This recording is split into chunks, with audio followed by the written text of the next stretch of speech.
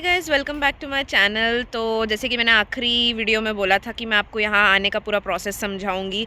तो वैसे मेरे पास ना कैमरा स्टैंड नहीं है, हाथ में ऐसे पकड़ा हुआ मैंने फ़ोन, हो सकता है मेरे हाथ दर्द हो जाए ऐसे पकड़े पकड़े, क्योंकि यहाँ पे ऐसा कोई सेटलमेंट नहीं था जहाँ पे मैं फ़ोन रख के इजीली व्लॉग कर सकूँ, तो मुझे अपने हाथों का इस्तेमाल करना पड़ रहा है। सो प्लीज़ बेयर विथ मी।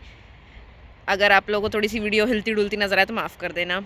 तो यहाँ आने के लिए सबसे पहले मैंने क्या किया, देखा कि स्टूडेंट्स का सबसे ज़्यादा अभी कहाँ पर वीज़ा लग रहा है।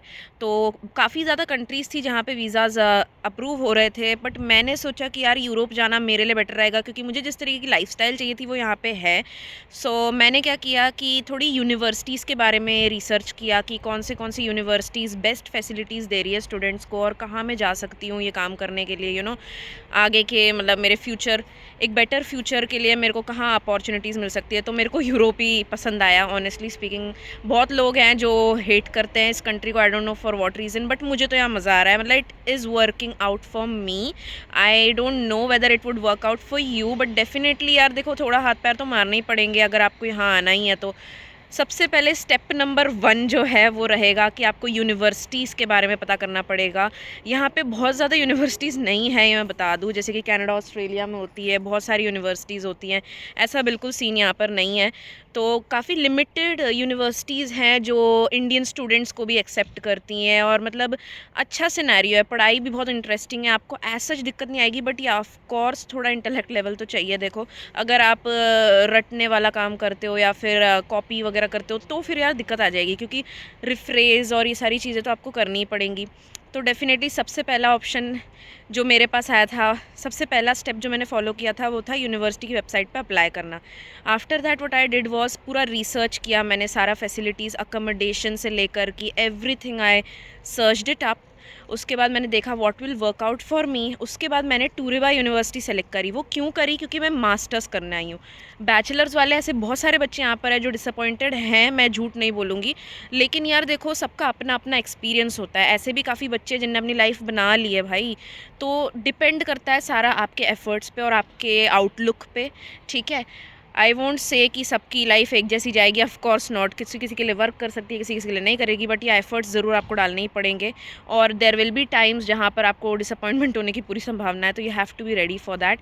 सो step number 2 was to see whether they are giving me accommodation, proper accommodation, मतलब श्योरिटी है या नहीं है अकोमोडेशन मिलने की। क्योंकि यार मेरे को ना वो स्ट्रगल चाहिए ही नहीं था कि जहाँ पर यार मैं परेशान हो जाऊँ, जाते साथ कदम रखते साथ मेरे पास रहने का कुछ भी उपाय ही ना हो।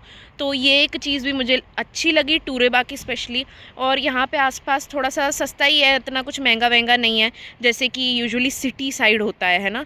तो ये भी एक चीज़ है। थोड़ा सा ट्रैवलिंग में आपको टाइम लग सकता है यार, बट चलता है। थोड़ा आउटस्कर्ट्स में रहोगे तो भी आपका बेनिफिट ही होता है इन द लॉन्ग रन। सो या this was the second step that I followed. उसके बाद मैंने थर्ड स्टेप क्या किया था, अप्लाई किया था मैंने, ठीक है। मतलब अकोमोडेशन के लिए नहीं किया था अप्लाई, पहले मैंने पहले अप्लाई किया for the studies that I actually wanted to do. I wanted to pursue MBA in business psychology. तो मैंने उस वाले कोर्स प्रोग्राम को सेलेक्ट कर करके फाइनल उसमें मैंने एप्लीकेशन सेंड कर दी। सारे डॉक्यूमेंट्स वगैरह पूरे जो हम अपलोड करते हैं वो सारा कुछ अपलोड करके, स्कैन वैन करके I submitted that. After that मुझे उनकी यूनिवर्सिटी से मेल आ गई थी, रिस्पॉन्स आ गया था बहुत ही जल्द, और उसमें था एक एंट्रेंस टेस्ट। अच्छा, ये जो एंट्रेंस टेस्ट का सीन है वो भी मैं आपको समझाती हूँ। तो फॉर द एंट्रेंस टेस्ट, काफ़ी ज़्यादा बेसिक एंट्रेंस टेस्ट था, इतना कुछ टफ नहीं था, है ना। You can clear it out, मतलब थोड़ा सा आप कर सकते हो मैनेज। इतना हाई एंड नहीं था जितना मतलब होता है यूजुअली बाकी कंट्रीज़ में, क्योंकि मैं यूजुअली बच्चों के लिए एग्ज़ाम्स देती थी।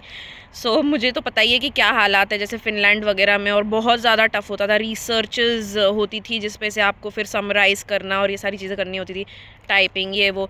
बट यहाँ पे इतना कुछ भी चोचलेबाजी नहीं थी, सिंपल सोबर सा टेस्ट था जो आप इजीली घर में खुद के बलबूते पे कर सकते हो। मतलब उसके बाद फिर एक इंटरव्यू होती है, और ये जो एंट्रेंस एग्ज़ाम है ये सब के लिए नहीं है, ये उन बच्चों के लिए बिल्कुल नहीं है जिनके पास ऑलरेडी आइल्स के बैंड्स है ना। आइल्स करा हुए बच्चे को ज़रूरत नहीं होती, ऑप्शनल होता है उसके लिए।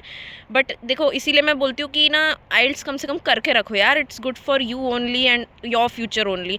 कहीं पे भी जा सकते हो यार आप, एक बारी में फ्री हो जाओगे कम से कम। तो ये चीज़ से तो भागो मत ही, क्योंकि देखो कल को पीआर के लिए भी आपको आइल्स देनी पड़ेगी, तो क्या ही मतलब है यार फिर। तो ये चीज़ से तो आपको फ्री हो जाना चाहिए। और इसके साथ ही साथ एक और इसमें इंटरव्यू भी था, ठीक है। ये तो सबके लिए इम्पॉर्टेंट है, स्पेशली मैं जो मास्टर्स के लिए मैंने जो सेलेक्ट किया था उसमें तो मेरा ऑनलाइन इंटरव्यू हुआ था। ऑनलाइन इंटरव्यू पूरा देने के बाद, सारा कुछ होने के बाद आपके पास 24 आवर्स कुछ में आ जाता है रिज़ल्ट। उसमें आपको पता चल जाता है आपकी नैया पार हुई नहीं हुई। उसके बाद फिर आपको सारा आगे का प्रोसेस बढ़ाना होता है, जैसे कि अगर बर्थ सर्टिफिकेट वगैरह आपका गड़बड़ है, मान लो ट्रांसलेटेड नहीं है, ये सारी चीज़ें आपको सही करानी होती हैं, ठीक है। सारे डॉक्यूमेंट्स देख लेने होते हैं। उसके साथ ही साथ फिर धीरे धीरे आप पूरा आगे का प्रोसेस कर सकते हो। अगर इसके आगे का प्रोसेस जानना है तो डेफ़िनेटली मुझे बताओ, मैं एक और वीडियो बनाऊंगी और उसमें आपको और डिटेल में बताऊंगी। मुझे स्पेसिफिकली यार कमेंट करके बताओ कौन से प्रोसेस के बारे में आप और जानना चाहते हो। वीज़ा प्रोसेस के बारे में जानना चाहते हो, यूनिवर्सिटी प्रोसेस के बारे में जानना चाहते हो, क्योंकि बहुत सारी चीज़ें आती है इसमें। सो इट्स नॉट कि मतलब एक बहुत ही लंबा प्रोसेस है। So please comment down below and let me know कि आप क्या जानना चाहते हो मेरे से। तो definitely I will help you out with that. Apart from this फिर मैंने थोड़ा सा अपना पंजाब से ही अपना बर्थ सर्टिफिकेट ट्रांसलेट करा दिया था। उसके साथ ही साथ फिर मैंने अपॉइंटमेंट वगैरह फ़िक्स करी, सारी चीज़ें करवाई, है ना। मेडिकल कराने की मुझे ज़रूरत नहीं पड़ी यूरोप के लिए, which is a win win situation. अलग से मुझे वीज़ा के लिए पेमेंट करने की ज़रूरत नहीं पड़ी, because I am a master student. तो यार अगर यूरोप आ रहे हो तो डेफिनेटली मास्टर्स के लिए अप्लाई करो। डेफिनेटली बोलूँगी, बहुत ज़्यादा प्रिविलेजेस और बेनिफिट्स आपको मिल सकते हैं। और यहाँ पर आप काफ़ी वर्किंग आवर्स भी है, सच कुछ वर्किंग आवर्स का इशू भी नहीं है। तो ये भी एक मास्टर्स वालों के लिए अच्छा वर्कआउट कर सकता है। और आप ट्रैवल कर सकते हो यहाँ की टेम्पररी रेसिडेंसी लेकर, और यहाँ पे जो भी बेनिफिट्स है उसका लुत्फ़ उठा सकते हो, इन्जॉय कर सकते हो। बट हाँ, आपका माइंडसेट भी वैसा होना चाहिए कि आप अंदर ही अंदर नहीं बैठ के आपको खलती रहे। आपको थोड़ा सा बाहर निकल के इन्जॉय करने वाला इंसान होना चाहिए। अकेले रहना आपको आना चाहिए, तो आप यहाँ पे ईज़िली सर्वाइव कर जाओगे। सो ये सारी चीज़ें, अगर ये सारे गुण आपके अंदर है तो डेफिनेटली यहाँ आओ। कोई डिसअपॉइंटमेंट नहीं होगी आपको। बट या, it all matters on you, how you work things out for your own self, for your own सेक। क्योंकि यहाँ पे आपको कोई भी अलग से देखो आके मदद नहीं करने वाला यार, आपको सारा कुछ खुद ही करना पड़ेगा। टोटली इंडिपेंडेंट बन जाओगे आप। Last thing which I forgot to tell you guys was about the entrance exam which happens here. ये जो होता है वो ऑनलाइन टेस्ट होता है, ठीक है। आप घर से इजीली बैठ के दे सकते हो। और जैसे ऑनलाइन इन द सेंस कि एक प्रॉपर क्वेश्चनर आता है, उसमें क्वेश्चंस आते हैं बारी बारी, और उसमें ऑप्शनल जो MCQs होते हैं बेसिकली वो आते हैं।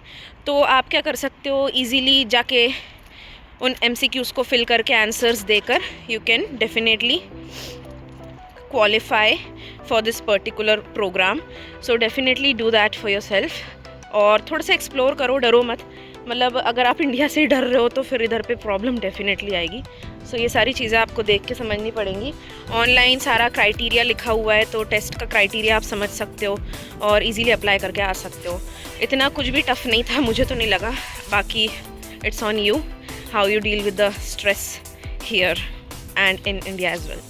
That's it for today. If you like this video, do like, share, comment and subscribe to my YouTube channel. Comment down below and let me know what you want to know further. Bye.